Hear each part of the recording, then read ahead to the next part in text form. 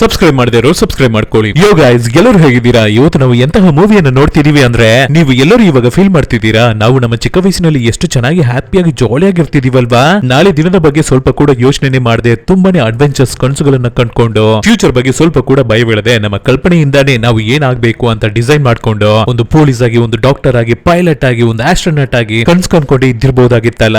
ನಾವು ಬೆಳಿದೇನೆ ಇದ್ದಿರ್ಬೇಕಾಗಿತ್ತು, ಚಿಕ್ಕ ಹುಡುಗರಾಗಿ ಇದ್ಬಿಡ್ಬೇಕಾಗಿತ್ತು ಅಂತ ನಿಮಗೆ ಅನಿಸ್ತಿದ್ಯಾ? ಹಾಗಾದ್ರೆ ಖಂಡಿತ ಈ ಮೂವಿ ನಿಮಗೇನೆ. ಈ ಮೂವಿ ನಿಮ್ಮನ್ನ ಒಂದು ಕನಸಿನ ಲೋಕದ ಒಳಗಡೆ ಕರ್ಕೊಂಡು ಹೋಗುತ್ತೆ. ಇಂತಹ ಫ್ಯಾಂಟಸಿ ಮೂವಿಯನ್ನ ನೀವು ನೋಡಿರೋದಕ್ಕೆ ಚಾನ್ಸೇ ಇಲ್ಲ. ನೀವು ದೊಡ್ಡವರಾಗಿ ಬೆಳೆದಿದ್ರು ಕೂಡ ಪರವಾಗಿಲ್ಲ, ಇವಾಗ ಈ ಲೋಕದ ಒಳಗಡೆ ಹೋಗ್ಬೇಕು ಅಂತ ಆಸೆ ಪಡ್ತೀರಾ. ಅಂತಹ ಮೂವಿ ಏನು ಅಂದ್ರೆ ಒಂದು ಫ್ಯಾಂಟಸಿ ಐಲ್ಯಾಂಡ್. ನೀವು ಅಲ್ಲಿಗೆ ಹೋದ್ರೆ ನೀವು ಬೆಳೆಯೋದೇ ಇಲ್ಲ, ಮಕ್ಕಳಾಗೆ ಇದ್ಬಿಡ್ತೀರಾ. ಫ್ಯೂಚರ್ ಬಗ್ಗೆ ಯಾವುದೇ ರೀತಿಯ ವರಿನೂ ಇಲ್ಲದೆ ಹಾಗೆ ಆಟ ಆಡ್ಕೊಂಡು, ಮಾತಾಡ್ಕೊಂಡು, ಖುಷಿಯಾಗಿ ಇದ್ಕೊಂಡು, ಹಾಡು ಹೇಳ್ಕೊಂಡು, ಡ್ಯಾನ್ಸ್ ಮಾಡ್ಕೊಂಡು ಹಾಗೇನೆ ಇದ್ಬಿಡ್ತೀರಾ. ಕೊನೆವರೆಗೂ ನೀವು ಬೆಳೆಯೋದೇ ಇಲ್ಲ, ಮಕ್ಕಳಾಗೆ ಇದ್ಬಿಡ್ತೀರಾ. ಆ ರೀತಿ ಒಂದು ಜಾಗ ಇರ್ತಿದೆ ಅಂತ ಹೇಳಿದ್ರೆ ನೀವು ಅಲ್ಲಿಗೆ ಹೋಗ್ತೀರಾ ತಾನೆ. ಸೊ ಅಂತಹದೊಂದು ಜಾಗಕ್ಕೆ ಈ ಮೂವಿಯಲ್ಲಿ ಬರುವ ಕೆಲವೊಂದು ಮಕ್ಕಳು ಹೋಗುವ ಸಾಹಸ ಪಯಣವೇ ಈ ಮೂವಿ. ಆ ಐಲ್ಯಾಂಡ್ ಗೆ ಹೋಗ್ಬಿಟ್ಟು ಈ ಮಕ್ಕಳೆಲ್ಲ ಎಷ್ಟು ಚೆನ್ನಾಗಿ ಜಾಲಿ ಆಗಿರ್ತಿದ್ರು. ಹಾಗಿರ್ಬೇಕಾದ್ರೆ ಆ ಐಲ್ಯಾಂಡ್ ಅಲ್ಲೇ ಇರ್ತಾ ಇರುವ ಒಂದು ಅಪಾಯ, ಅದರಿಂದ ಹೇಗೆ ತಪ್ಪಿಸ್ಕೊಂಡು ಈ ಮಕ್ಕಳು ಬರ್ತಾರೆ ಅನ್ನೋದೇ ಇಡೀ ಸ್ಟೋರಿ. ಮೂವಿಯ ಹೆಸರು ವೆಂಡಿ. ಕೊನೆವರೆಗೂ ನೋಡಿ, ಖಂಡಿತ ನಿಮಗೆ ಇಷ್ಟ ಆಗೇ ಆಗುತ್ತೆ. ಸೊ ನೋಡಕ್ಕೂ ಮುಂಚೆ ಸಬ್ಸ್ಕ್ರೈಬ್ ಮಾಡದಿರೋ ಸಬ್ಸ್ಕ್ರೈಬ್ ಮಾಡ್ಕೊಳ್ಳಿ, ಮರಿಯದೆ ಈ ವಿಡಿಯೋಗೆ ಒಂದು ಲೈಕ್ ಅನ್ನ ಕೊಡಿ. ಸರಿ, ಓಕೆ, ಇವಾಗ ಕತೆ ಒಳಗಡೆ ಹೋಗೋಣ.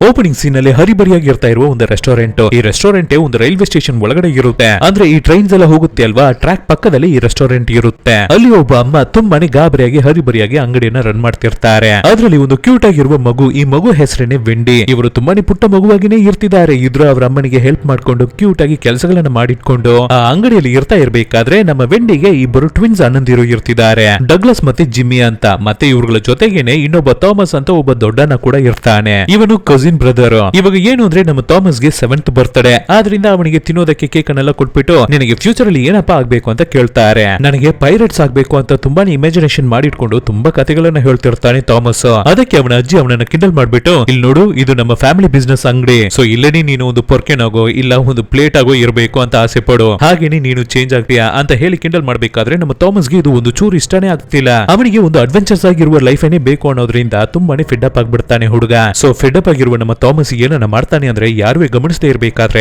ಆ ರೆಸ್ಟೋರೆಂಟ್ ಅನ್ನ ಬಿಟ್ಟು ಹೊರಗಡೆ ಓಡಿ ಬಂದ್ಬಿಡ್ತಾನೆ. ಇದನ್ನ ಮಗುವಾಗಿರ್ತಾ ಇರುವ ನಮ್ಮ ವೆಂಡಿ ನೋಡ್ಬಿಡ್ತಾಳೆ. ಹಾಗೆ ವಿಂಡೋ ಹತ್ರ ತೊಳ್ಕೊಂಡ್ ಬಂದು ವಿಂಡೋ ಇಂದ ಹೊರಗಡೆ ನೋಡ್ತಾಳೆ. ಆವಾಗ ಹೊರಗಡೆ ಹೋಗಿರುವ ನಮ್ಮ ಥಾಮಸ್ ತುಂಬಾನೇ ಸ್ಟ್ರೆಸ್ ಅಲ್ಲಿ ಇರೋದ್ರಿಂದ ಜೋರಾಗಿ ರೈಲ್ವೆ ಟ್ರ್ಯಾಕ್ ಮೇಲೆ ನಿಂತ್ಕೊಂಡು ಕಿರ್ಚ್ಕೊತಿರ್ತಾನೆ. ಆ ಸಮಯದಲ್ಲಿ ಆ ಜಾಗಕ್ಕೆ ಒಂದು ಟ್ರೈನ್ ಬರುತ್ತೆ. ಆ ಟ್ರೈನ್ ಮೇಲೆ ಯಾವುದೋ ಒಂದು ವಿಚಿತ್ರ ರೂಪ ಹಾಗೆ ಜಂಪ್ ಮಾಡಿ ಕಂಪಾರ್ಟ್ಮೆಂಟ್ ಬಿಟ್ಟು ಕಂಪಾರ್ಟ್ಮೆಂಟ್ ಜಂಪ್ ಮಾಡಿ ಹೋಗ್ತಿರುತ್ತೆ. ಆವಾಗ ನಮ್ಮ ಹುಡುಗನನ್ನು ನೋಡಿ, ನೀನು ಮೇಲ್ಗಡೆ ಬಾ ಅಂತ ಕರಿಬೇಕಾದ್ರೆ ನಮ್ಮ ಥಾಮಸ್ವೇ ಸ್ವಲ್ಪ ಕೂಡ ಯೋಚನೆ ಮಾಡೋದಿಲ್ಲ. ಆ ಟ್ರೈನ್ ಗೆ ಹತ್ತಿ ಅಲ್ಲಿಂದ ಹೊರಟೋಗ್ಬಿಡ್ತಾನೆ. ಇದನ್ನ ಮಗುವಾಗಿ ಇರ್ತಾ ಇರುವ ನಮ್ಮ ವೆಂಡಿ ನೋಡ್ಬಿಡ್ತಾಳೆ. ಇವಾಗ ಹಾಗೆ ಒಂದು ಸೂಪರ್ ಆಗಿರುವ ಅಡ್ವೆಂಚರ್ಸ್ ಮ್ಯೂಸಿಕ್ ಜೊತೆ ಆ ಟ್ರೈನ್ ಎಲ್ಲಿಗೆಲ್ಲ ಹೋಗುತ್ತೋ ಅದನ್ನ ನಮಗೆ ತೋರಿಸ್ತಾರೆ.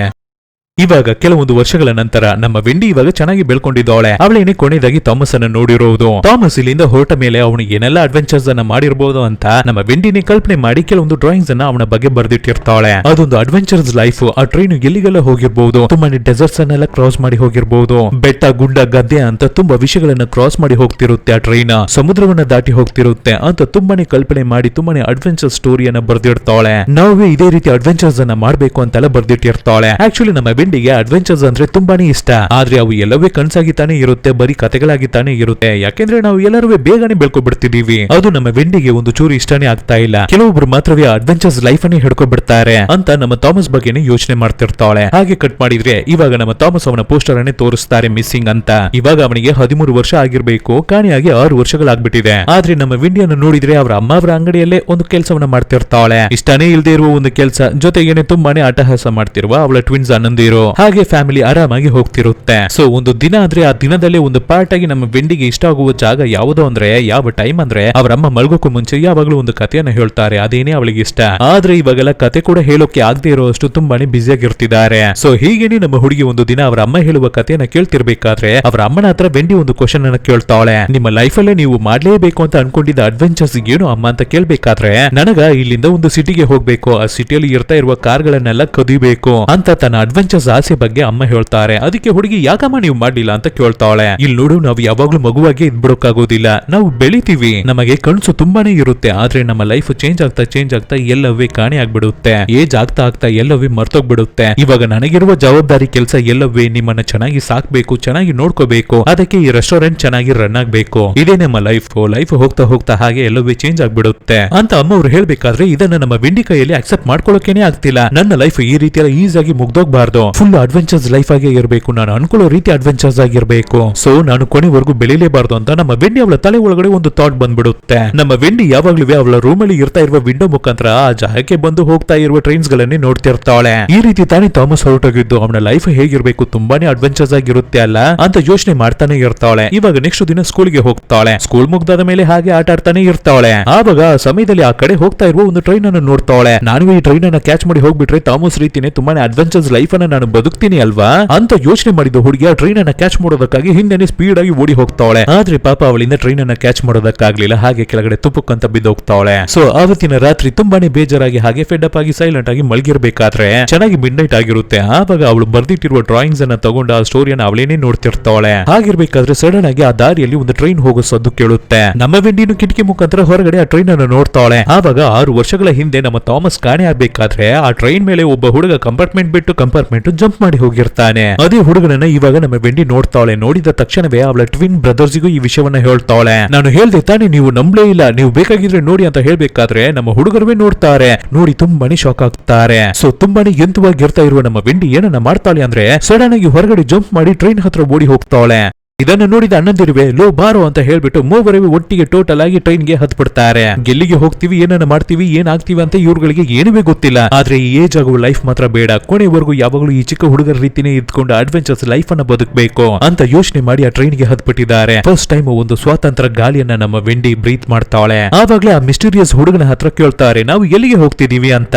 ಎಂಡೇ ಇಲ್ದೇ ಇರುವ ಒಂದು ಪ್ರಯಾಣವನ್ನ ನಾವು ಮಾಡ್ತಿದೀವಿ ಅಂತ ವಿಯರ್ಡ್ ಆಗಿ ಆ ಪುಟ್ಟ ಹುಡುಗ ಹೇಳ್ತಾನೆ. ಇವನ ಹೆಸರು ಪೀಟರ್. ಈ ಪ್ರಪಂಚಕ್ಕೆ ಎಂಡೇ ಇಲ್ಲ, ಸೊ ಎಂಡೇ ಇಲ್ದಿರುವ ಪ್ರಯಾಣವನ್ನ ನಾವು ಮಾಡ್ತೀವಿ ಅಂತ ಒಂಥರ ವಿಚಿತ್ರವಾಗಿ ಮಾತಾಡ್ತಿರ್ತಾನೆ ಪೀಟರ್. ಆದ್ರೆ ಇದ್ರ ಬಗ್ಗೆ ಎಲ್ಲ ವರಿನೇ ಇಲ್ಲ ನಮ್ಮ ವೆಂಡಿಗೆ. ಅವಳು ಅವಳ ಟ್ರಾವೆಲ್ ಅನ್ನ ಎಂಜಾಯ್ ಮಾಡ್ತಿರ್ತಾಳೆ. ಹಾಗೆ ತುಂಬಾ ಜನರನ್ನ ಕ್ರಾಸ್ ಮಾಡಿ ಹೋಗ್ತಿರ್ತಾರೆ. ತುಂಬಾ ಊರುಗಳನ್ನ ದಾಟಿ ಹೋಗ್ತಿರ್ತಾರೆ. ಕಾಡು, ಬೆಟ್ಟ, ಗುಡ್ಡ ಅಂತ ಎಲ್ಲವನ್ನು ದಾಟಿ ಕ್ರಾಸ್ ಮಾಡಿ ಹೋಗ್ತಾನೆ ಇರುತ್ತೆ. ಆ ಟ್ರೈನ್ ಹೋಗ್ತಾನೆ ಇದೆ. ಒಂದು ಜಾಗದಲ್ಲಿ ಕೂಡ ಸ್ಟಾಪ್ ಮಾಡಲೇ ಇಲ್ಲ. ಹಾಗಿರ್ಬೇಕಾದ್ರೆ ಒಂದು ಜಾಗದಲ್ಲಿ ಒಂದು ಮರದ ಸೇತುವೆ ಬರುತ್ತೆ. ಆ ಜಾಗದಲ್ಲಿ ಆ ಪೀಟರ್ ಹುಡುಗ ಏನಂತ ಹೇಳ್ತಾನೆ ಅಂದ್ರೆ, ಬಂದ್ರು ಎಲ್ಲರೂ ಇಲ್ಲಿಗೆ ಬಂದು ನಿಂತ್ಕೊಳ್ಳಿ, ಈ ಕಾರ್ನರ್ ಅಲ್ಲಿ ನಿಂತು ಈ ವ್ಯೂ ಅನ್ನ ಎಂಜಾಯ್ ಮಾಡಿ ಅಂತ ಹೇಳ್ತಾನೆ. ಅವನ ಮಾತನ್ನ ನಂಬ್ಕೊಂಡು ನಮ್ಮ ಹುಡುಗರುವೆ ಅಲ್ಲಿಗೆ ಬಂದು ನಿಂತ್ಕೊತಾರೆ. ಅವಾಗ ಸಡನ್ ಆಗಿ ಹಿಡಿದು ಎಲ್ಲರನ್ನು ನೀರಿಗೆ ತೊಳ್ಬಿಡ್ತಾನೆ. ತುಪ್ಪಕ್ಕಂತ ಬ್ರಿಡ್ಜ್ ಕೆಳಗಡೆ ಬಿದ್ದು ನೀರಲ್ಲಿ ಒದಾಡ್ತಿರ್ತಾರೆ ಮೂವರುವೆ. ಅವ್ರಗಳಿಗೆ ಏನಾಗ್ತಿದೆ ಅಂತಾನೆ ಗೊತ್ತಾಗ್ತಿಲ್ಲ. ಆದ್ರೆ ನಿಜಕ್ಕೂ ಹೇಳ್ಬೇಕು ಅಂದ್ರೆ ಇವ್ರುಗಳು ಸ್ಟಾರ್ಟ್ ಮಾಡಲಿದ್ದಾರೆ ಅಲ್ವಾ ಎಂಡ್ಲೆಸ್ ಅಡ್ವೆಂಚರ್ಸ್ ಪ್ರಯಾಣ. ಅದಕ್ಕಾದ ಸ್ಟಾರ್ಟಿಂಗ್ ಇದೇನೆ ಅನ್ಸುತ್ತೆ. ಆದ್ರೆ ಅದು ನಮ್ಮ ಹುಡುಗರಿಗೆ ಗೊತ್ತಾಗ್ತಿಲ್ಲ. ಹಾಗಿರ್ಬೇಕಾದ್ರೆ ಆ ಜಾಗದಲ್ಲಿ ಇನ್ನೊಂದು ಹೊಸ ಕ್ಯಾರೆಕ್ಟರ್ ಒಂದು ಚಿಕ್ಕ ಬೋಟ್ ಅನ್ನ ತಗೊಂಡು ನಮ್ಮ ಹುಡುಗರ ಕಡೆಗೆ ಬರುತ್ತೆ.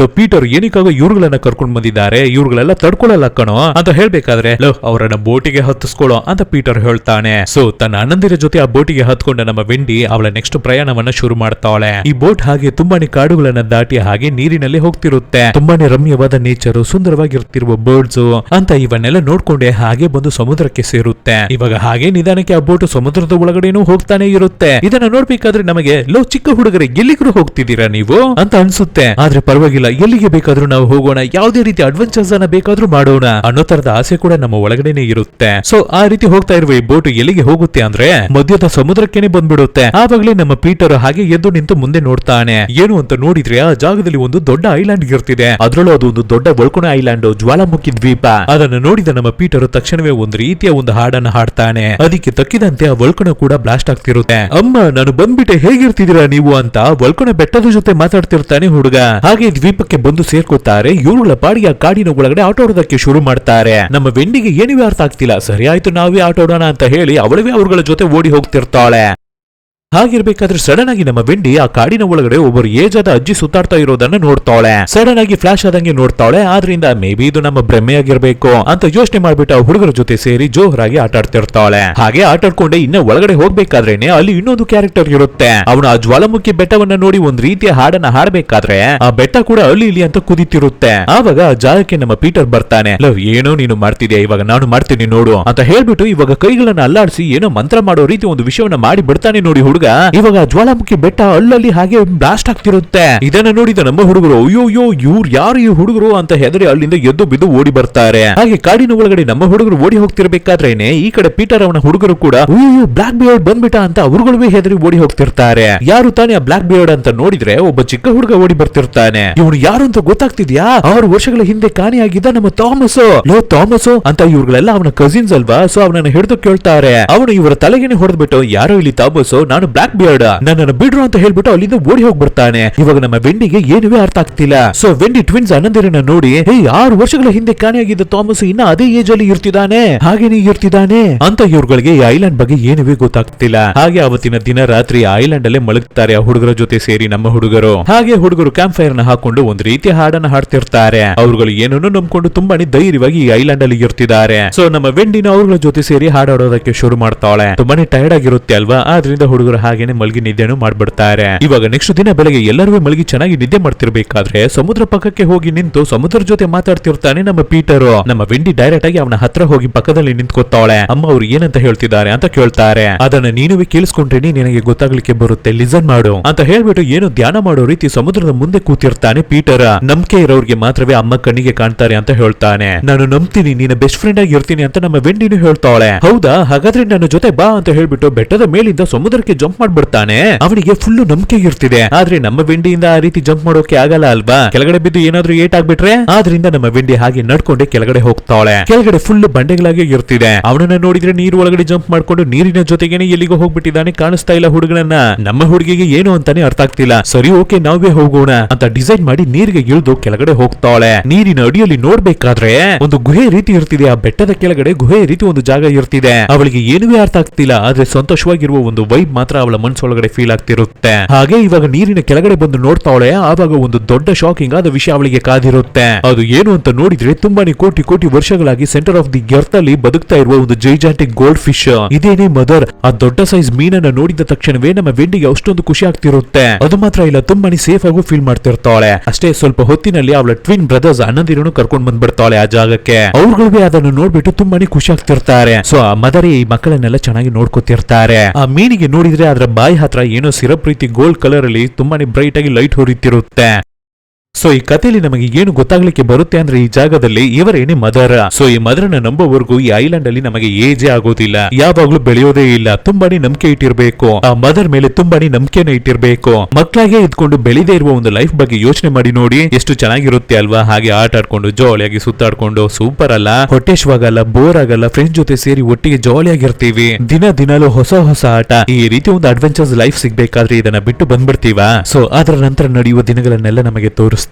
ವಿಂಡಿ, ಅವಳ ಬ್ರದರ್ಸ್, ನಮ್ಮ ಪೀಟರ್ ಹುಡುಗರು ಎಲ್ಲರೂ ತುಂಬಾನೇ ಹ್ಯಾಪಿಯಾಗಿ ಖುಷಿಯಾಗಿ ಇರ್ತಾರೆ. ಹಾಗೆ ದಿನಗಳು ಕಳಿತಾನೆ ಇರುತ್ತೆ. ಇವ್ರುಗಳು ಆಟ ಆಡೋದನ್ನ ಸ್ಟಾಪ್ ಮಾಡ್ತಾನೆ ಇಲ್ಲ. ಏನೋ ವಿಚಿತ್ರವಾಗಿ ಆಟಗಳನ್ನು ಕಂಡುಹಿಡಿದು ಆಟ ಆಡ್ತಿರ್ತಾರೆ. ಅವ್ರುಗಳಿಗೆ ಬೋರೇ ಆಗ್ತಾ ಇಲ್ಲ. ಹೊಸದಾಗಿ ಅಡ್ವೆಂಚರ್ಸ್ ಆಗಿರುವ ಆಟಗಳು, ಹೊರಗಡೆ ಪ್ರಪಂಚವನ್ನು ಅವರ ಮನೆಯನ್ನೇ ಮರೆತು ಬಿಟ್ಟಿದ್ದಾರೆ ನಮ್ಮ ಹುಡುಗರು. ಆದ್ರೆ ನಮ್ಮ ವೆಂಡಿ ಆ ರೀತಿ ಇಲ್ಲ. ಕೈಯಲ್ಲಿ ಕೆಲವೊಂದು ಹೂಗಳನ್ನ ಎತ್ತಿಟ್ಕೊಂಡು ನನ್ನ ಅಡ್ವೆಂಚರ್ಸ್ ಎಲ್ಲ ಮುಗ್ದಿದ್ದ ತಕ್ಷಣವೇ ಡೈರೆಕ್ಟ್ ಆಗಿ ನಿಮ್ಮ ಹತ್ರ ಬಂದ್ಬಿಡ್ತೀನಿ ಅಮ್ಮ, ಈ ವಿಷಯವನ್ನ ನನ್ನ ಅಮ್ಮನ ಹತ್ರ ಹೋಗಿ ಹೇಳಿ ಅಂತ ಹೂಗಳನ್ನ ಉಫ್ ಮಾಡಿ ಕಳಿಸ್ತಾಳೆ. ಆದ್ರೆ ಈ ಜಾಗದಲ್ಲಿ ನೋಡಿದ್ರೆ ಹಗಲಾಗುತ್ತೆ, ರಾತ್ರಿ ಆಗುತ್ತೆ, ಸೂರ್ಯ ಮೇಲ್ ಬರುತ್ತೆ, ಕೆಳಗಡೆ ಹೋಗುತ್ತೆ. ಆದ್ರೆ ಇವ್ರುಗಳ ಅಡ್ವೆಂಚರ್ಸ್ ಮಾತ್ರ ಕಂಟಿನ್ಯೂ ಆಗ್ತಾನೆ ಇದೆ. ಅವ್ರುಗಳಿಗೆ ಒಂದು ಚೂರು ಬೋರೇ ಆಗ್ತಾ ಇಲ್ಲ, ಆಟ ಆಡ್ತಾನೆ ಇರ್ತಾರೆ. ಕೊನೆವರೆಗೂ ನಾವು ಚಿಕ್ಕ ಹುಡುಗರಾಗಿನೇ ಇರ್ತೀವಿ ಅಂತ ಪ್ರಾಮಿಸ್ ಎಲ್ಲ ಮಾಡ್ಕೊತಿರ್ತಾರೆ. ಇದಕ್ಕೆಲ್ಲ ನಮ್ಮ ಪೀಟರ್ ಏನೇ ಹೆಡ್. ಆ ರೀತಿನೇ ಒಂದು ಗುಹೆ ಒಳಗಡೆ ನಮ್ಮ ಪೀಟರ್ ಆಟ ಆಡ್ತಿರ್ಬೇಕಾದ್ರೆ ಒಂದು ಫೋಟೋವನ್ನು ಕಂಡುಹಿಡಿತಾಳೆ ನಮ್ಮ ವೆಂಡಿ. ಇದೇನೇ ನಿನ್ನ ಫ್ಯಾಮಿಲಿನ ಅಂತ ಕೇಳಿದ್ರೆ, ನಾನು ಮನೆ ಬಿಟ್ಟು ಬಂದು ತುಂಬಾ ವರ್ಷಗಳಾಗ್ತಿದೆ, ಹೇ ನಿನ್ನನ್ನು ಹುಡುಕ್ತಿರ್ತಾರಲ್ಲ, ಅದ್ರ ಬಗ್ಗೆ ಎಲ್ಲ ನನಗೆ ವರಿ ಇಲ್ಲ, ಇಲ್ಲಿ ಮದರ್ ಇರ್ತಿದಾರಲ್ಲ ಅಂತ ಪೀಟರ್ ಹೇಳ್ತಾನೆ. ಸೊ ಹೀಗೇನೆ ದಿನಗಳು ಕಳಿತಿರುತ್ತೆ.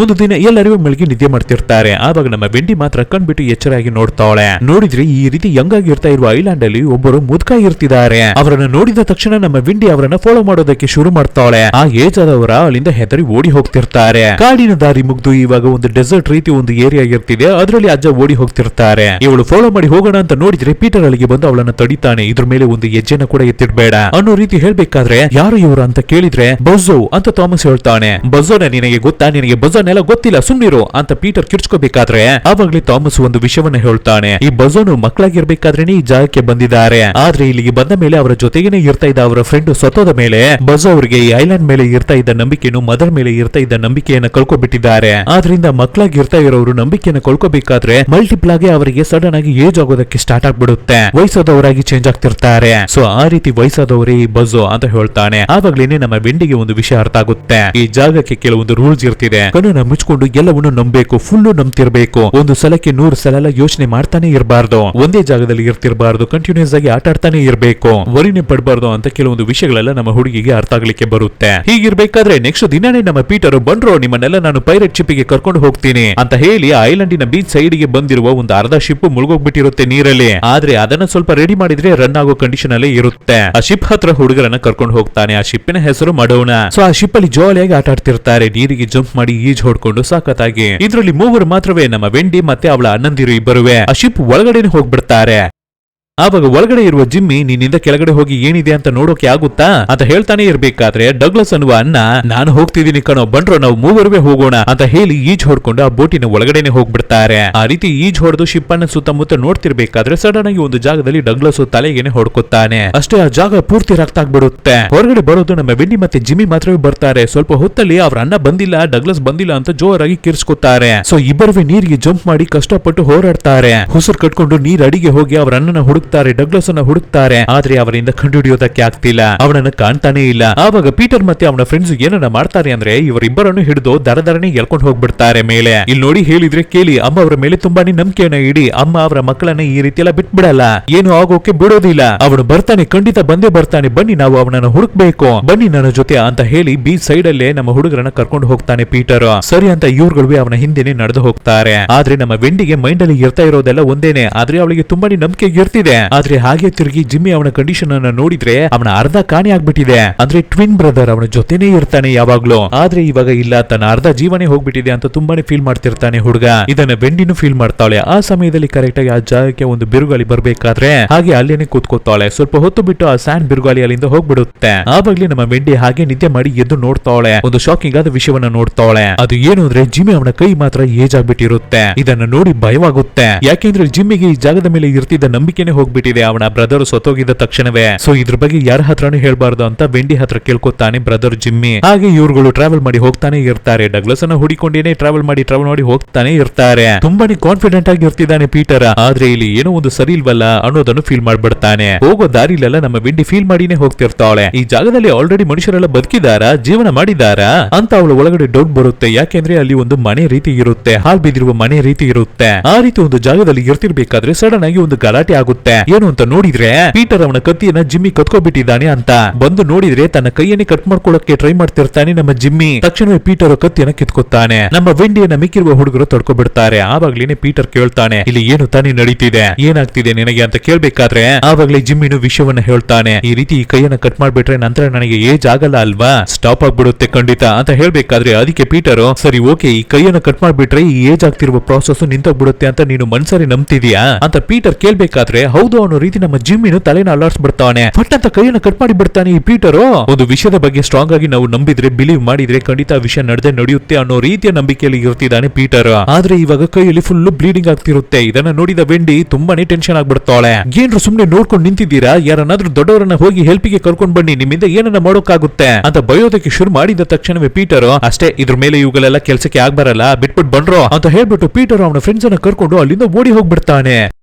ಆದ್ರೆ ನಮ್ಮ ವೆಂಡಿ ಏನನ್ನ ಮಾಡ್ತಾಳೆ ಅಂದ್ರೆ ಅವಳ ಅಣ್ಣ ಜಿಮ್ಮಿಯನ್ನ ಕರ್ಕೊಂಡು ಹಾಗೆ ನಡೆದು ಬರ್ತಾಳೆ. ಯಾರಾದ್ರೂ ಹೆಲ್ಪ್ ಮಾಡಿ ಅಂತ ಕಿರ್ಚ್ಕೋಬೇಕಾದ್ರೇನೆ ಆ ಕಾಡಿನ ಒಳಗಡೆ ಆ ಏಜ್ ಆದ ಬಜ್ಜೋ ಅಜ್ಜ ಕೂತಿರ್ತಾರೆ. ಅವರು ಏಟಾಗಿರೋದನ್ನ ನೋಡ್ಬಿಟ್ಟು ಅಯ್ಯೋ ಏನಮ್ಮ ಆಯ್ತು, ಈ ರೀತಿ ಏಟಾಗಿದೆಯಲ್ಲ, ಸರಿ ಬಿಡು ನಾನು ಕರ್ಕೊಂಡು ಹೋಗ್ತೀನಿ ಅಂತ ಹೇಳಿ ಅವರು ಮಡಗಿರುವ ಕತ್ತೆ ಮೇಲೆ ನಮ್ಮ ಜಿಮ್ಮಿಯನ್ನ ಎತ್ತಿ ಹಾಕೊಂಡು ಅವರು ನಮ್ಮ ಹುಡುಗರನ್ನ ಎಲ್ಲಿಗೂ ಕರ್ಕೊಂಡು ಹೋಗ್ತಾರೆ. ಅವರುವೇ ಆ ಕಾಡನ್ನ ದಾಟಿ ಆ ಡೆಸರ್ಟ್ ರೀತಿ ಇರ್ತಾ ಇರುವ ಜಾಗದಲ್ಲಿ ತುಂಬಾ ದೂರ ನಡೆದು ಕರ್ಕೊಂಡು ಹೋಗ್ತಿರ್ತಾರೆ. ತುಂಬಾ ಹೊತ್ತು ಟ್ರಾವೆಲ್ ಮಾಡಿ ಹೋಗ್ತಿರ್ತಾರೆ. ಆ ರೀತಿ ಹೋಗ್ಬೇಕಾದ್ರೆ ಕೆಲವೊಂದು ವಿಷಯಗಳನ್ನ ಹೇಳ್ತಿರ್ತಾರೆ. ಆಗ್ಬಿಟ್ಟಿರ್ತಾರೆ. ಒನ್ಸ್ ಈ ನಂಬಿಕೆಯನ್ನು ಕಳ್ಕೊಂಡಿದ್ದ ತಕ್ಷಣವೇ ಏಜ್ ಆಗೋದಕ್ಕೆ ಶುರು ಆಗ್ಬಿಡುತ್ತೆ. ಅದು ಸಾಮಾನ್ಯವಾಗಲ್ಲ, ಹಾಗೆ ಎಕ್ಸ್ಟ್ರೀಮ್ ಆಗಿ ಏಜ್ ಆಗುತ್ತೆ. ತುಂಬಾನೇ ಬೇಗ ಏಜ್ ಆಗ್ತಿರುತ್ತೆ. ಆದ್ರೆ ಏನು ಸಾವು ಅನ್ನೋದು ಮಾತ್ರ ಇರಲ್ಲ, ಆದ್ರೆ ಫುಲ್ ಏಜ್ ಆಗ್ಬಿಡುತ್ತೆ. ಅದರಿಂದ ಮತ್ತೆ ರಿಟರ್ನ್ ಯಂಗ್ ಆಗೋಕೆ ಆಗೋದೇ ಇಲ್ಲ. ಹಾಗೆ ಹೇಳ್ಕೊಂಡೆ ಒಂದು ಜಾಗಕ್ಕೆ ಕರ್ಕೊಂಡು ಬಂದು ತೋರಿಸಬೇಕಾದ್ರೆ ಆ ಜಾಗದಲ್ಲಿ ತುಂಬಾನೇ ಏಜ್ ಆದವರು ತುಂಬಾ ಜನರು ಇರ್ತಾರೆ. ಇವೆಲ್ಲ ಪೀಟರ್ಗೆ ಗೊತ್ತಾ ಅಂತ ಕೇಳಿದ್ರೆ ಪೀಟರ್ಗೆ ಏನು ಬೇಕೋ ಅದನ್ನ ಮಾತ್ರವೇ ಅವನು ತಿಳ್ಕೊತಾನೆ, ಇವನ್ನೆಲ್ಲ ತಿಳ್ಕೊಳ್ಳೋದಿಲ್ಲ ಅಂತ ಹೇಳ್ತಾರೆ. ಸೊ ಪೀಟರ್ ಮತ್ತೆ ಪೀಟರ್ ಜೊತೆಗೆ ಇರ್ತಾ ಇರುವ ಇಬ್ಬರು ಹುಡುಗರು ಮಾತ್ರವೇ ನಂಬಿಕೆಯನ್ನ ಕಳ್ಕೊಳ್ಳದೆ ತುಂಬಾನೇ ಬಿಲಿವಿಂಗ್ ಅಲ್ಲಿ ಇರ್ತಿದ್ದಾರೆ ಈ ಜಾಗದ ಬಗ್ಗೆ.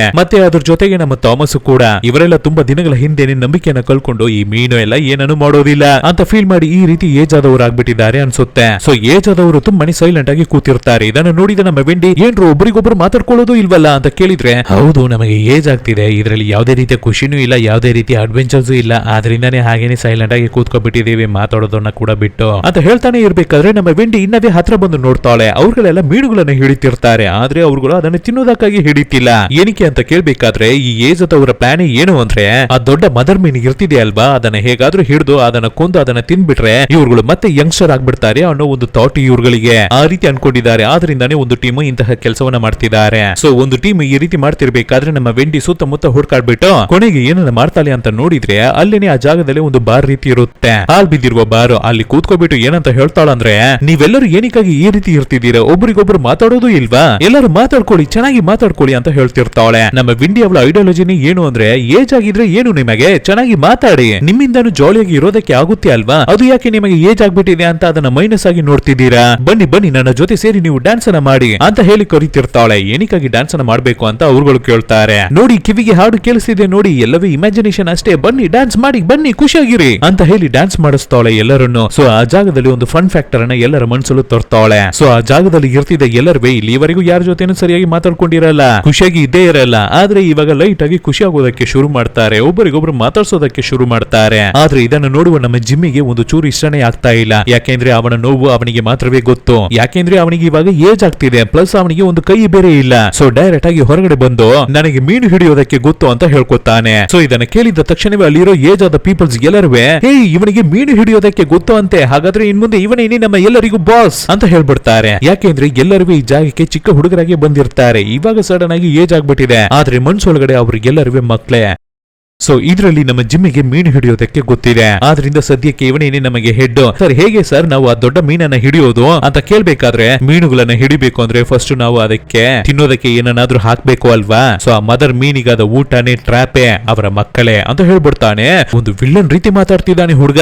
ಇದನ್ನ ಕೇಳಿ ವೆಂಡಿ ತುಂಬಾನೇ ಹೆದರ್ಕೊತಿರ್ತಾಳೆ, ಯಾಕೆಂದ್ರೆ ಇನ್ನವೇ ಅವಳಿಗೆ ಏಜ್ ಆಗೋದಕ್ಕೆ ಶುರು ಆಗಿಲ್ಲ, ಅವಳು ಯಂಗಾಗಿನೇ ಇರ್ತಿದ್ದಾಳೆ. So mother ಮಗಳಾಗೆ ಇರ್ತಿದ್ದಾಳೆ. ಆದ್ರಿಂದ ಸರಿ ಬಜೋ ಅಜ್ಜ ನಮ್ಮನ್ನ ಕಾಪಾಡಬಹುದು ಅಂತ ಹೇಳಿ ಅವರ ಹತ್ರ ಹೋಗಿ ಅವರ ಕೈಯನ್ನ ಹಿಡ್ಕೊಂಡ್ರೆ ಅವರು ನಮ್ಮ ವಿಂಡಿ ಕೈಯನ್ನು ಟೈಟ್ ಆಗಿ ಹಿಡ್ಕೊತಿರ್ತಾರೆ. ಯಾಕೆಂದ್ರೆ ಅವರಿಗೆ ಇವಾಗ ಯಂಗ್ ಆಗ್ಬೇಕು ಅಷ್ಟೇನೆ. ಇವಾಗ ಜಿಮ್ಮಿ ನಮ್ಮ ವಿಂಡಿ ಅವಳ ಅಣ್ಣನೇ, ಆದ್ರೆ ಇವಾಗ ಫುಲ್ ಸೈಕೋವಾಗಿ ಚೇಂಜ್ ಆಗ್ಬಿಟ್ಟಿದ್ದಾನೆ. ಹಿಡೀರಿ ಅವಳನ್ನ ಅನ್ನೋ ತರ ಹೇಳ್ಬೇಕಾದ್ರೆ ಏಜ್ ಆದವರು ನಮ್ಮ ವಿಂಡಿಯನ್ನ ಹಿಡಿಯೋದಕ್ಕೆ ಓಡಿ ಬರ್ತಾರೆ. ಆದ್ರೆ ನಮ್ಮ ವಿಂಡಿ ಅವ್ರಗಳ ಹತ್ರದಿಂದ ತಪ್ಪಿಸ್ಕೊಂಡು ಏಜ್ ಆದವರಲ್ವಾ ಎಷ್ಟು ತಾನೇ ಚೇಂಜ್ ಮಾಡೋಕಾಗುತ್ತೆ. ಸೊ ಹುಡುಗಿ ಅವ್ರಗಳ ಹತ್ರದಿಂದ ಎಸ್ಕೇಪ್ ಆಗಿ ಓಡಿ ಬಂದು ಒಂದು ಜಾಗದಲ್ಲಿ ಹೌಸಿ ಕೂತ್ಕೊತಾಳೆ. ಅವಳನ್ನ ಬಿಡಿ, ಮಿಕ್ಕಿರುವ 3 ಜನರು ಇರ್ತಿದ್ದಾರೆ, ಅವರನ್ನ ಹೋಗಿ ಹುಡುಕಿ ಕಂಡುಹಿಡಿದು ಬನ್ನಿ ಅಂತ ಹೇಳ್ಬೇಕಾದ್ರೆ ಈ ಏಜ್ ಆದ ಟೀಮುವೆ ನಮ್ಮ ಪೀಟರ್ ಅವನ ಟೀಮ್ ಅನ್ನ ಹಿಡಿಯೋದಕ್ಕೆ ರೆಡಿ ಆಗ್ತಾರೆ. ಅವತ್ತು ರಾತ್ರಿನೇ ಆ ಹುಡುಗರನ್ನು ಹಿಡಿದು ಬಿಡ್ತಾರೆ. ಅಷ್ಟೇ ಆ ಹುಡುಗರಿಗೆ ಹಗ್ಗದಿಂದ ಟೈಟ್ ಆಗಿ ಕಟ್ಟಿಟ್ಟು ಆ ಮೀನಿಗೆ ಊಟವಾಗಿ ಹಾಕಿ ಮತ್ತೆ ಆ ಮೀನನ್ನ ಹಿಡ್ಕೋಬೇಕು ಅಂತ ಇವ್ರುಗಳು ಪ್ಲಾನ್ ಮಾಡ್ತಾರೆ. ಸೊ ಪ್ಲಾನ್ ಮಾಡಿದ ರೀತಿನೇ ಹುಡುಗರನ್ನ ಹಿಡಿದು ಬಿಟ್ಟಿದ್ದಾರೆ. ಆದ್ರೆ ಅವ್ರಗಳ ಹತ್ರದಿಂದ ಪೀಟರ್ ಮಾತ್ರ ಎಸ್ಕೇಪ್ ಆಗ್ಬಿಡ್ತಾನೆ. ಇವಾಗ ಈ ವಿಷಯವನ್ನು ಹೇಳೋದಕ್ಕಾಗಿನೇ ನಮ್ಮ ವಿಂಡಿ ಇಲ್ಲಿಂದ ಸೆಪರೇಟ್ ಆಗಿ ಟ್ರಾವೆಲ್ ಮಾಡಿ ಹೋಗಿ ಪೀಟರ್ ಅನ್ನ ಹಿಡಿದು ಅವನಿಗೆ ವಿಷಯವನ್ನ ಹೇಳ್ಬಿಟ್ಟು ಹುಡುಗರನ್ನ ಮತ್ತೆ ನೋಡೋಣ ಅಂತ ಬರ್ಬೇಕಾದ್ರೆ ಆಲ್ರೆಡಿ ಹುಡುಗರನ್ನ ಕಿಡ್ನಾಪ್ ಮಾಡ್ಬಿಟ್ಟಿದ್ದಾರೆ ಏಜ್ ಆದವರು. ಸೊ ಪೀಟರ್ ಹತ್ರ ಬಂದು ನಮ್ಮ ವಿಂಡಿ ತುಂಬಾನೇ ರಿಕ್ವೆಸ್ಟ್ ಮಾಡಿ ಕೇಳ್ಕೊತಿರ್ತಾಳೆ, ನಾವಿನಿ ಹೋಗಿ ಆ ಹುಡುಗರನ್ನ ಕಾಪಾಡಬೇಕು, ಚಿಕ್ಕ ಹುಡುಗರನ್ನ ಕಾಪಾಡಬೇಕು ಅಂತ ಹೇಳ್ತಿರ್ತಾಳೆ. ಪೀಟರ್ ಇವಾಗ ತುಂಬಾನೇ ಕನ್ಫ್ಯೂಷನ್ ಅಲ್ಲಿ ಇರ್ತಿದ್ದಾನೆ, ನಾನು ನಿನ್ನನ್ನ ಚೂಸ್ ಮಾಡಿ ಜಾಗಕ್ಕೆ ಕರ್ಕೊಂಡೇ ಬಂದಿರಬಾರ್ದಾಗಿತ್ತು ಅಂತ ಹೇಳಿ ಜಗಳ ಮಾಡ್ತಿರ್ತಾನೆ. ಅದಕ್ಕೆ ನಮ್ಮ ವಿಂಡಿ, ನನಗೇನು ಇವಾಗ ಏಜ್ ಆಗ್ಬಿಟ್ಟಿದ್ಯಾ, ನೋಡ್ದ ನಾನು ಯಂಗಾಗಿ ತಾನೇ ಇರ್ತಿದ್ದೀನಿ, ಹಾಗಾದ್ರೆ ನೀನು ಹೇಳೋದು ಇಲ್ಲಿ ನಡೀತಿರುವ ವಿಷಯ ಎಲ್ಲವನ್ನೂ ನಾನು ನಂಬ್ತಿದ್ದೀನಿ ತಾನೆ, ಹಾಗೆ ತಾನೇ ಅರ್ಥ, ದಯವಿಟ್ಟು ಬಾ ಅವ್ರಗಳನ್ನ ಹೋಗಿ ನಾವು ಕಾಪಾಡೋಣ ಅಂತ ಹೇಳ್ಬೇಕಾದ್ರೆ ಸರಿ ಅಂತ ಇಬ್ಬರುವೆ ಬಂದು ನೋಡ್ತಾರೆ. ಇಬ್ಬರುವೆ ಬಂದು ಆ ಶಿಪ್ ಅನ್ನು ನೋಡ್ಬೇಕಾದ್ರೆ ಆ ಶಿಪ್ ಅನ್ನ ಏಜ್ ಆದವರು ರೆಡಿ ಮಾಡ್ಬಿಟ್ಟಿದ್ದಾರೆ. ಸೊ ಎಲ್ಲರೂ ಅದಕ್ಕೆ ಹತ್ಕೊಂಡು ನಮ್ಮ ಚಿಕ್ಕ ಹುಡುಗರನ್ನು ಅದರಲ್ಲಿ ಕಟ್ಟಾಕಿಟ್ಟಿರ್ತಾರೆ. ಸರಿ ಇವ್ರುಗಳನ್ನ ಹೇಗೆ ಕಾಪಾಡೋದು ಅಂತ ಪ್ಲಾನ್ ಮಾಡಿ ಯೋಚನೆ ಮಾಡ್ತಾನೆ ಇರ್ಬೇಕಾದ್ರೆ ಆವಾಗ ನಮ್ಮ ವೆಂಡಿ ಒಂದು 2-3 ಬಂಡೆಗಳನ್ನ ದಾಟಿ ಅಲ್ಲಿ ಒಬ್ಬರು ಏಜ್ ಆದ ಅಂಕಲ್ ಯಾವುದೋ ಒಂದು ಕಬ್ಣವನ್ನ ಬೆಂಡ್ ಮಾಡ್ತಿರೋ ರೀತಿ ಕಾಣ್ತಿರುತ್ತೆ. ಏನು ಅಂತ ನೋಡಿದ್ರೆ ಒಂದು ಕೈ ಇಲ್ದೇ ಇರುವ ನಮ್ಮ ಜಿಮ್ಮಿ ಅದು ನೋಡಿ ಕೆಲವೊಂದು ದಿನದಲ್ಲಿ ಅವನಿಗೆ ಎಷ್ಟು ಏಜ್ ಆದವನ್ ರೀತಿ ಕಾಣ್ತಿದ್ದಾನೆ ಅಂತ ಮಿಡ್ಲ್ ಏಜ್ ಅಲ್ಲಿ ಇರ್ತಿದ್ದಾನೆ. ಇದನ್ನ ನೋಡ್ಬೇಕಾದ್ರೇನೆ ನಮ್ಮ ವಿಂಡಿಗೆ ತುಂಬಾನೇ ಬೇಜಾರಾಗ್ತಿರುತ್ತೆ, ತುಂಬಾನೇ ಹೆದರ್ಕೋತಿರ್ತಾವಳೆ. ಆವಾಗಲೇ ಪೀಟರ್ ಒಂದು ವಿಷಯವನ್ನ ಹೇಳ್ತಾನೆ, ನೀನೇನು ಅವ್ರಗಳ ರೀತಿ ಇಲ್ಲ, ನಿನಗೆ ಹೇಗೆ ನಂಬಬೇಕು ಹೇಗೆ ನಂಬಿಕೆನ ಇಡಬೇಕು ಅಂತ ಚೆನ್ನಾಗಿ ಗೊತ್ತಿದೆ. ಸೊ ಬಾ ನನ್ನ ಜೊತೆ ನಮ್ಮ ಹುಡುಗರನ್ನ ನಾವು ಕಾಪಾಡೋಣ ಅಂತ ಹೇಳ್ಬಿಟ್ಟು ಒಂದು ಎಡ್ಜಿಗೆ ಬಂದು ನಿಂತು ನೋಡ್ತಿರ್ತಾರೆ. ಆ ಜಾಗದಲ್ಲಿ ಸಮುದ್ರದಲ್ಲಿ ಶಿಪ್ ಇರುತ್ತೆ. ಆ ಶಿಪ್ ಮೇಲೆ ನಮ್ಮ ಹುಡುಗರನ್ನ ಹಾಕಿ ಟಾರ್ಚರ್ ಮಾಡ್ತಿರ್ತಾರೆ ಆ ಏಜ್ ಆದವರೆಲ್ಲ. ಆವಾಗ ನಮ್ಮ ಪೀಟರ್ ನಮ್ಮ ವೆಂಡಿ ಹತ್ರ ನಿನಗೆ ಹಾರ್ಬೇಕು ಅಂತ ಆಸೆ ಆಗ್ತಿದ್ಯಾ, ಆ ಶಿಪ್ಪಿಗೆ ಇವಾಗ ನಾವು ಹೋಗ್ಲೇಬೇಕು, ನೀನು ನಂಬ್ತೀಯಾ ನಮ್ಮ ಕೈಯಲ್ಲಿ ಹಾರೋಕೆ ಆಗುತ್ತೆ ಅಂತ ಕೇಳ್ಬೇಕಾದ್ರೆ ನಮ್ಮ ವೆಂಡಿನು ಸರಿ ಹೌದು ಅನ್ನೋ ರೀತಿ ತಲೆಯನ್ನ ಲೈಟ್ ಆಗಿ ಅಲ್ಲಾಡಿಸ್ತಾಳೆ ಅಷ್ಟೇ. ಬಾ ನಾವು ಜಂಪ್ ಮಾಡ್ಬಿಡೋಣ ಹಾರೋಣ ಅಂತ ಹೇಳ್ಬಿಟ್ಟು ತುಪ್ಪಕ್ಕಂತ ನೀರಿಗೆ ಜಂಪ್ ಮಾಡ್ಬಿಡ್ತಾನೆ. ನಂಬಿಕೆ ಇರ್ಬೋದು ಅದಕ್ಕೆ ಅಂತ ಹೀಗೇನಾ ನಮ್ಮ ವೆಂಡಿ ನೋಡ್ತಾವಳೆ, ಸರಿ ನಾವೇ ಜಿಗಿದ್ ಬಿಡೋಣ ಅಂತ ಅವಳವೇ ಅವನ ಜೊತೆಗೇನೆ ಸೇರಿ ನೀರಿಗೆ ತುಪ್ಪಕ್ಕಂತ ಜಂಪ್ ಮಾಡ್ತಾವಳೆ. ಜಂಪ್ ಮಾಡಿ ನೋಡಿದ್ರೆ ಇಬ್ಬರು ಏನು ಹಾರ್ತಿಲ್ಲ, ನೀರಿಗೆನೆ ಬಿದ್ದೋಗಿದ್ದಾರೆ. ಇವಾಗ ಕೆಳಗಡೆ ನೋಡಿದ್ರೆ ನಮ್ಮ ಪೀಟರ್ ಹಾಗೆ ಅನ್ಕಾನ್ಶಿಯಸ್ ಆಗಿ ನೀರಿನ ಅಡಿಗೆ ಹೋಗ್ತಿರ್ತಾನೆ. ಲೋ ಪೀಟರ್ ನಿನಗೆ ಏನಾಯ್ತು, ನಿನ್ನನ್ನು ಹೇಗಾದ್ರೂ ಕಾಪಾಡ್ಬೇಕಲ್ಲ ಅಂತ ನಮ್ಮ ಹುಡುಗಿ ಚೆನ್ನಾಗಿ ಈಜ್ ಹೊಡ್ಕೊಂಡು ಅವನ ಹತ್ರ ಬಂದು ಅವನ ಕೈಯನ್ನ ಹಿಡಿದು ಅವನನ್ನ ಗೆಳೆದು ಕಾಪಾಡೋಣ ಅಂತ ಅನ್ಕೊಳ್ಳೋಷ್ಟ್ರಲ್ಲಿ ಆ ಬೆಟ್ಟದ ತೂತ ಅಡಿಯಿಂದ ಇವಾಗ ದೊಡ್ಡ ಮದರ್ ಮೀನು ನಮ್ಮ ಹುಡುಗರನ್ನ ಕಾಪಾಡೋದಕ್ಕಾಗಿ ಸ್ಪೀಡ್ ಆಗಿ ಬರುತ್ತೆ. ಸೊ ಆ ಸೆಕೆಂಡ್ ನಮ್ಮ ವೆಂಡಿಗೆ ಎಲ್ಲವೇ ಅರ್ಥ ಆಗ್ಲಿಕ್ಕೆ ಬರುತ್ತೆ. ನಿಜವಾಗ್ಲೂ ಈ ವಿಷಯ ಎಲ್ಲವೇ ನಡೀತಿದೆ, ನಾವು ಚೆನ್ನಾಗಿ ನಂಬಿಕೆನ ಇಡಬೇಕು ಅಷ್ಟೇನೆ ಅಂತ ಫೀಲ್ ಮಾಡ್ತಿರ್ತಾಳೆ. ಹಾಗೆ ಆ ಮದರ್ ಮೀನು ನಮ್ಮ ಹುಡುಗರು ಇಬ್ಬರನ್ನು ನುಂಗ್ಕೊಳ್ಳುತ್ತೆ. ಮತ್ತೆ ನಮ್ಮ ಹುಡುಗರು ಕಣ್ಬಿಟ್ಟು ನೋಡ್ಬೇಕಾದ್ರೆ ಅಂದ್ರೆ ನಮ್ಮ ವಿಂಡಿ ಮತ್ತೆ ಪೀಟರ್ ಎಚ್ಚರಾಗಿ ನೋಡ್ಬೇಕಾದ್ರೆ ಇವಾಗ ಆ ಮೀನು ವಾಸಿಸ್ತಿರುವ ಗುಹೆ ಒಳಗಡೆನೆ ಇರ್ತಾರೆ. ನೋಡಿದ್ರೆ ನಮ್ಮ ಪೀಟರ್ ಅಲ್ಲಿ ಕೂತಿರ್ತಾನೆ. ಆ ಜಾಗದಲ್ಲಿ ತುಂಬಾನೇ ಡ್ರಾಯಿಂಗ್ಸ್ ಕೂಡ ಇರುತ್ತೆ. ನಮ್ಮ ವಿಂಡಿ ಇದನ್ನೆಲ್ಲ ನೀನು ಡ್ರಾ ಮಾಡಿದ ಅಂತ ಕೇಳಿದ್ರೆ ಆವಾಗ ಆ ಪೀಟರ್ ಏನಾರ ಮಾಡ್ತಾನೆ ಅಂದ್ರೆ ನಮ್ಮ ವಿಂಡಿ ಅವಳ ಕೈಯನ್ನ ಹಿಡಿದು ಅವನ ಒಂದು ಡ್ರಾಯಿಂಗ್ ಅನ್ನ ಮಾಡಿಸ್ಕೊಂಡೆ, ಇಲ್ಲಿ ನೋಡು ನಿನ್ನ ಒಳಗಡೆ ಒಂದು ನಂಬಿಕೆ ಇರ್ತಿದೆ, ಅದನ್ನ ಮಾತ್ರ ನೀನು ಕಳ್ಕೊಳ್ಳೇಬೇಡ, ಆದ್ರಿಂದಾನೇ ಇನ್ನವೇ ನೀನು ಈ ರೀತಿನೇ ಯಂಗಾಗಿನೇ ಇರ್ತಿದ್ಯಾ, ನಾವೇನೇ ಕರೆಕ್ಟ್, ಸೊ ನಾವೇನೇ ಹೋಗಿ ನಮ್ಮ ಹುಡುಗರನ್ನ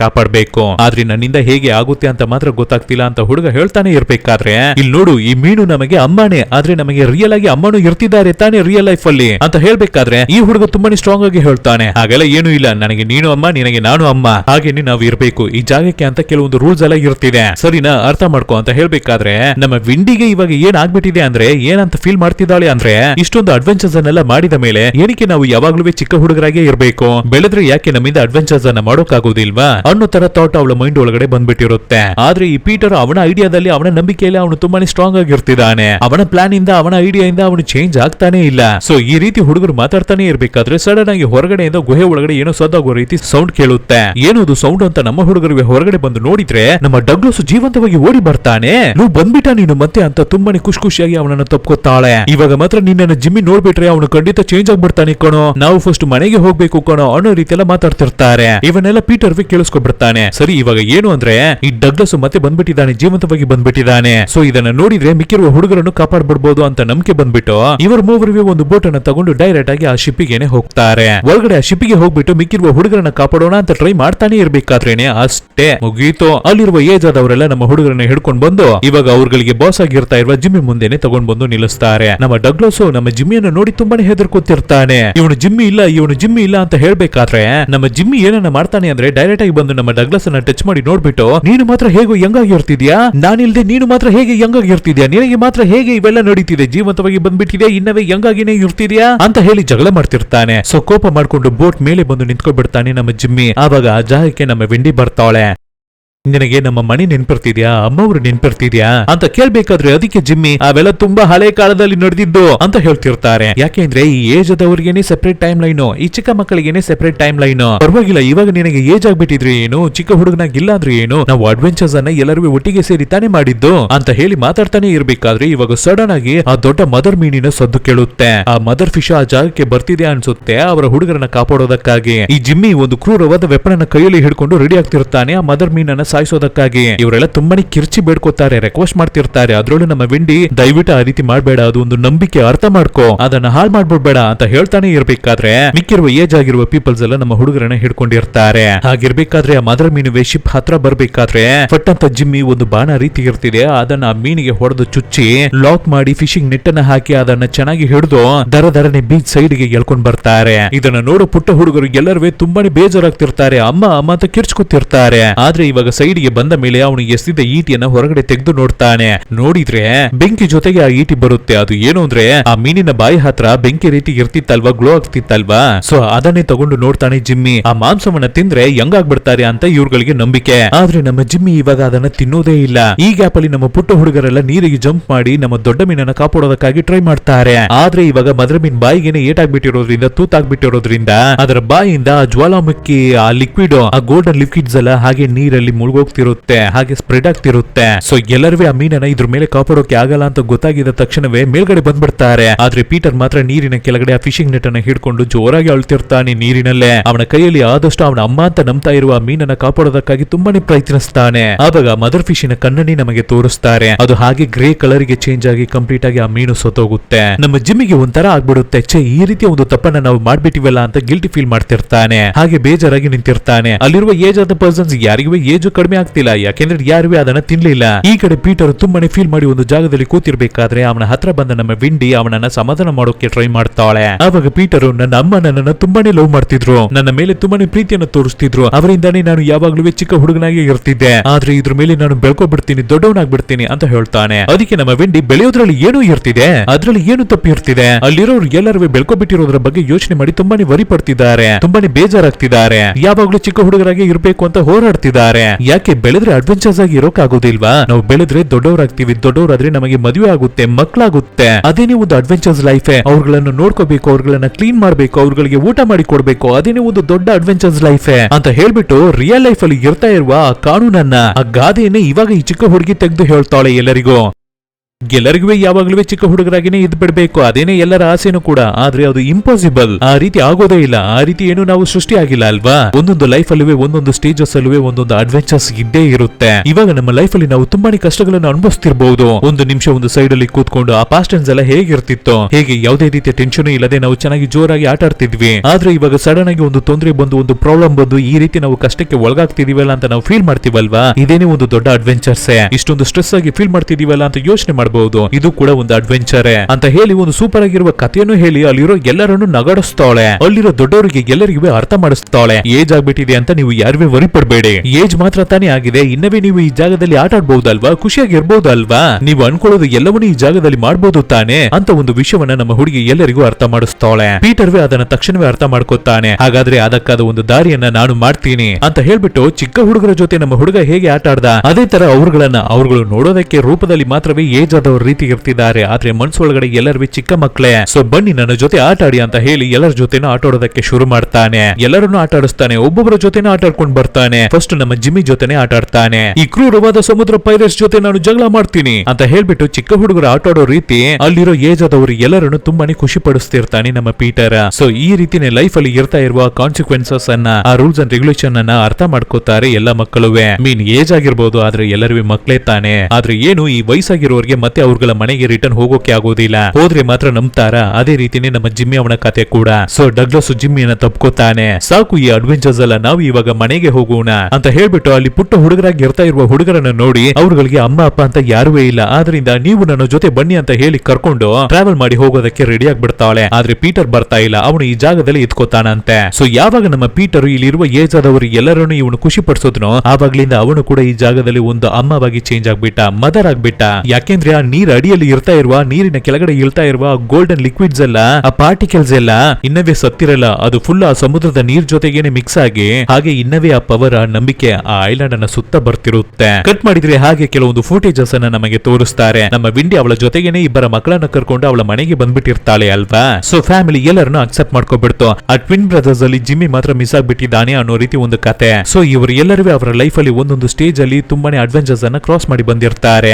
ಅಂದ್ರೆ ಸ್ಟಡೀಸ್, ಕೆಲ್ಸ, ಮದುವೆ, ಮಕ್ಕಳು ಅಂತ ಇವು ಎಲ್ಲವೂ ಅಡ್ವೆಂಚರ್ಸ್ ತಾನೆ. ಇವು ಎಲ್ಲವನ್ನು ದಾಟಿ ಬರೋ ರೀತಿ ನಮ್ಮ ವಿಂಡಿ, ಥಾಮಸ್, ಡಗ್ಲಸ್ ಮತ್ತೆ ಆ ಇನ್ನ ಇಬ್ಬರು ಹುಡುಗರು ಎಲ್ಲರೂ ಇವನ್ನೆಲ್ಲ ದಾಟಿ ಕ್ರಾಸ್ ಮಾಡಿ ಬರೋ ರೀತಿ ತೋರಿಸ್ತಾರೆ. ಹೀಗಿರ್ಬೇಕಾದ್ರೆ ನಮ್ಮ ವಿಂಡಿಗೆ ಅವಳ ರೀತಿನೇ ಒಂದು ಸೌಂದರ್ಯವಾಗಿ ಸುಂದರವಾಗಿ ಇರ್ತಾ ಇರುವ ಒಂದು ಹೆಣ್ಣು ಮಗುವೆ ನೆಕ್ಸ್ಟ್ ಇನ್ನವೇ ಕೆಲವು ಗಂಡು ಮಕ್ಕಳು ಆಗೋ ರೀತಿ ಕಾಣುತ್ತೆ. ಈ ಕತೆ ಎಲ್ಲವನ್ನು ನಮ್ಮ ವಿಂಡಿ ಅವಳ ಮಕ್ಕಳಿಗೆ ಹೇಳಿ ಅವ್ರುಗಳನ್ನ ಬೆಳೆಸ್ತಿರ್ತಾಳೆ, ಸಾಕ್ತಿರ್ತಾಳೆ. ಸೊ ಅವಳ ಮಕ್ಕಳು, ನಮ್ಮ ವಿಂಡಿ ಅವರ ಮಕ್ಕಳು ಮಾತ್ರ ಹೇಗಿರ್ತಾರೆ, ಅವ್ರಗಳಿಗೆ ಅಡ್ವೆಂಚರ್ಸ್ ಅನ್ನ ಮಾಡ್ಬೇಕು ಅಂತ ತುಂಬಾನೇ ಆಸೆ ಆಗ್ತಿರುತ್ತೆ ಅಲ್ವಾ. ಸೊ ಒಂದು ದಿನ ದಿನ ಈ ರೀತಿ ಕಥೆಯನ್ನೆಲ್ಲ ಮಕ್ಕಳಿಗೆ ಹೇಳ್ಬಿಟ್ಟು ಆ ರೂಮ್ ಅನ್ನ ಬಿಟ್ಟು ಹೊರಗಡೆ ಹೋಗ್ತಾಳೆ. ಅವಾಗ ಸಡನ್ ಆಗಿ ಅವರ ಮನೆ ಪಕ್ಕದಲ್ಲಿ ಅದೇ ಟ್ರೈನ್ ಸದ್ದು. ಸೊ ಗಾಬರಿಯಾಗಿ ಓಡಿ ಬಂದು ಅವರ ಮಗಳ ಬೆಡ್ರೂಮ್ ಅಲ್ಲಿ ನೋಡ್ಬೇಕಾದ್ರೆ ಅವರ ಮಗಳನ್ನ ಕಾಣ್ತಾ ಇಲ್ಲ. ಅವರ ಮಗಳು ಹೊರಗಡೆ ಆ ಟ್ರೈನ್ ಹಿಂದೆನೆ ಸ್ಪೀಡ್ ಆಗಿ ಓಡಿ ಹೋಗ್ತಿರ್ತಾಳೆ. ನಮ್ಮ ವೆಂಡಿ ಚಿಕ್ಕ ವಯಸ್ಸಿನಲ್ಲಿ ಎಷ್ಟು ಕ್ಯೂರಿಯಾಸಿಟಿಯಿಂದ ಅಡ್ವೆಂಚರ್ಸ್ ಅನ್ನೆಲ್ಲ ಮಾಡ್ಬೇಕು ಅಂತ ಆ ಟ್ರೈನ್ ಅನ್ನ ಕ್ಯಾಚ್ ಮಾಡೋದಕ್ಕಾಗಿ ಓಡಿ ಹೋದ್ಲು. ಅದೇ ರೀತಿ ಇವಾಗ ಅವರ ಮಗಳನ್ನ ಕ್ಯಾಚ್ ಮಾಡ್ಬೇಕು, ಅವಳನ್ನ ಹಿಡ್ಕೋಬೇಕು ಅಂತ ಅದೇ ಕ್ಯೂರಿಯಾಸಿಟಿ ಅದೇ ಗಾಬರಿಯಿಂದ ಓಡಿ ಹೋಗ್ತಿರ್ತಾಳೆ.